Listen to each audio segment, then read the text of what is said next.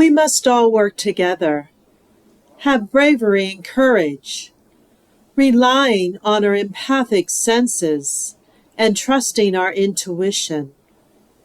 For we are the ground crew who can actualize the divine template, restore the crystalline grids, and bring heaven to earth.